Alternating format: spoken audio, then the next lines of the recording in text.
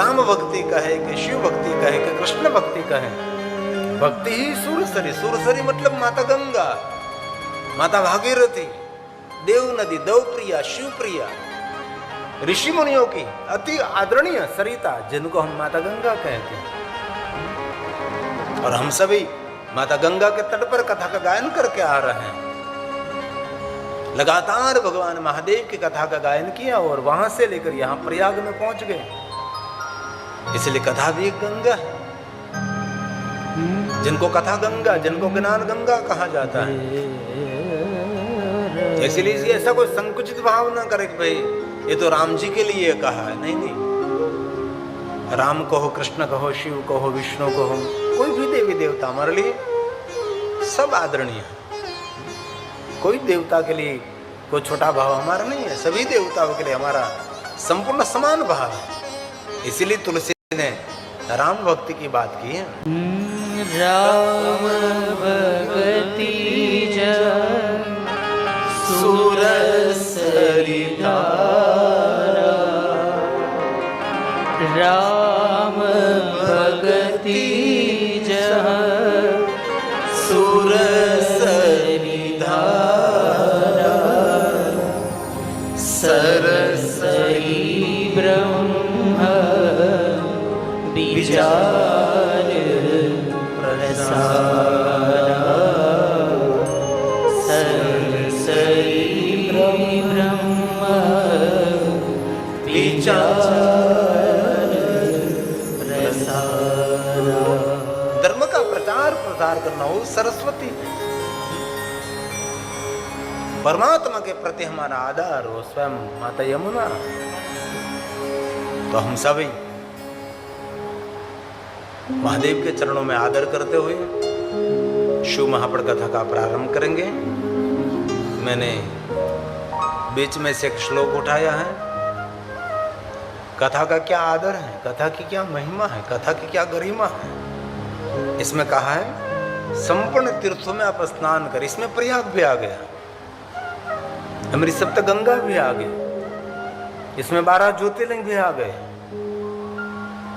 68 तीर्थ इसमें आ गए, सभी उप तीर्थ भी आ गए और सभी ज्योतिर्लिंग स्थान भी आ गए।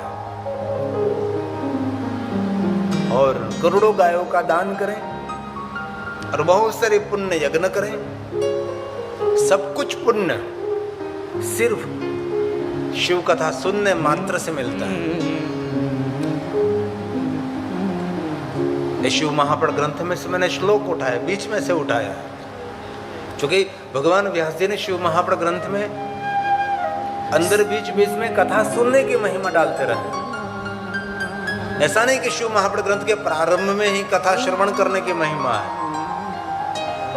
और शिव महापड़ अंतर्गत बहुत सारे ऐसे श्लोक हैं जिनमें कथा सुनने की एक महिमा विशेष प्रकार की रहती। को हम लोग 1 करोड़ गायों का दान नहीं कर सकते ना, हम करोड़ों यज्ञ भी नहीं कर सकते, और सभी तीर्थों में स्नान करने का सौभाग्य सबको नहीं मिलता ना। तो संपूर्ण सभी तीर्थों में आप स्नान करें, एक यज्ञ नहीं करोड़ों करोड़ों यज्ञ करें, एक गाय नहीं करोड़ों गायों का आप दान करें। जो पुण्य मिलता है वो पुण्य सिर्फ महादेव की कथा श्रवण करने मात्र से मिलता है। मैं नहीं कह रहा हूं, और जो आपके समक्ष में कहूंगा सब कुछ सिद्धांत के साथ, आधार के साथ और श्लोकात्मक उसका जवाब देकर ही कहूंगा मैं, क्योंकि व्यासपीठ है, भगवान व्यास के प्रसाद का वितरण है। व्यासपीठ किसको कहते हैं? जहाँ भगवान व्यास ने दिया हुआ प्रसाद उसका वितरण करना, जन जन तक पहुंचाना, इसके लिए व्यासपीठ है।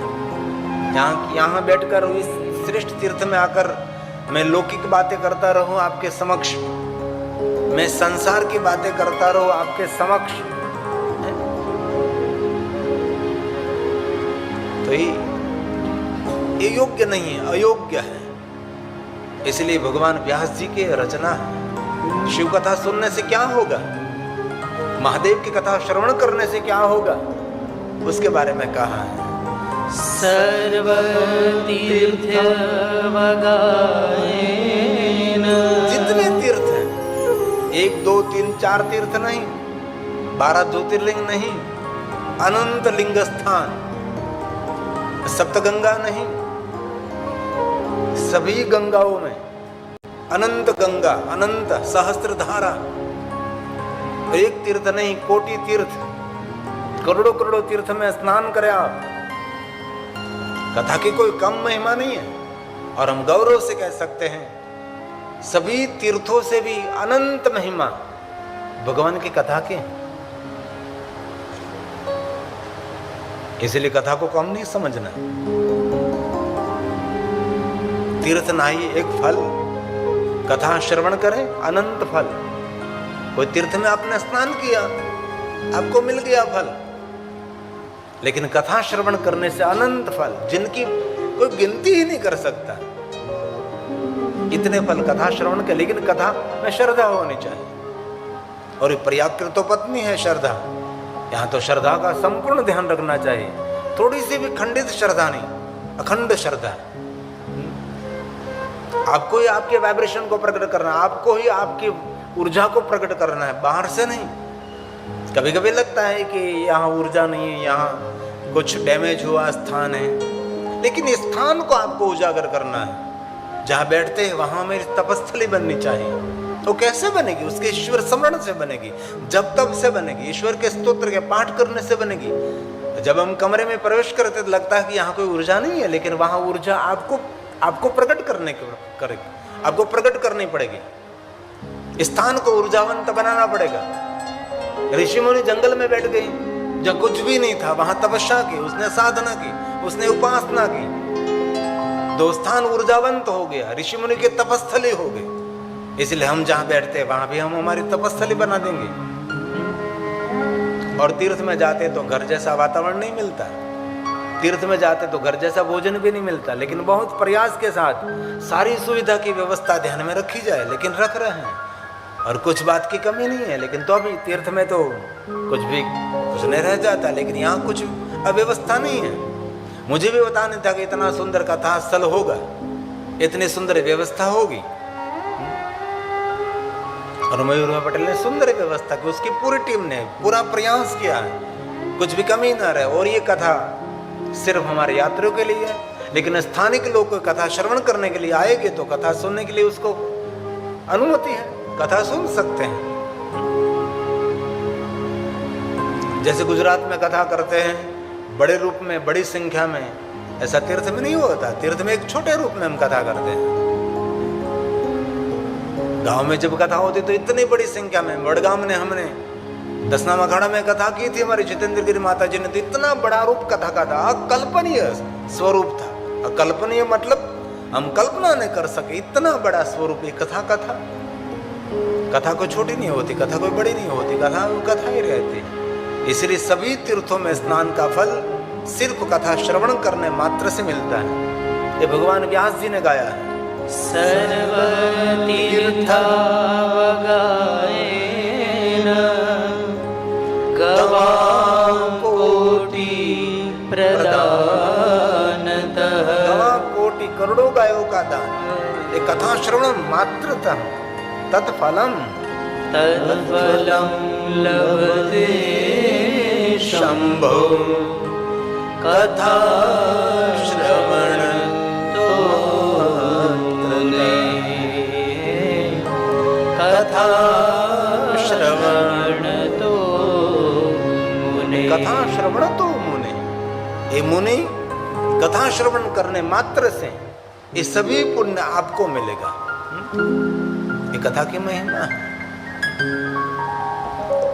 इसीलिए हम कथा का आज प्रारंभ करने जा रहे हैं। और भगवान व्यास जी ने कहा फलम वक्तुं न शक्नोमि। कथा श्रवण करने का जो फल मिलता है, इस फल का वर्णन करना ही संभव नहीं, असंभव है। तो कथा का प्रारंभ कर, इससे पहले सिर्फ 1-2 मिनट के लिए हमारा सबका मंगल हो। मंगल भवन अमंगलहारी, उमा सहित जही जपत पुरारे। उमा के साथ जिनको याद करते हैं, और ये विष्णु क्षेत्र है, ये मुरारी का क्षेत्र जो पुराने जिनको याद करते हैं, उमा सहित जही जपत पुरारी। उमा के साथ महादेव जिनको याद करते हैं, भगवान नारायण को याद करेंगे। और हमारी परंपरा भी ओम नमो नारायण है। हम पूजा तो महादेव की करते चले, 10 नाम ही। और जितेंद्र गिरी महाराज माता जी का अखाड़े का नाम भी 10 नाम चुना अखाड़ा है। आइए भाव से और आदर के साथ। मंगल भवन अमंगल हारी, उमा सहित जही जपत पुरारी।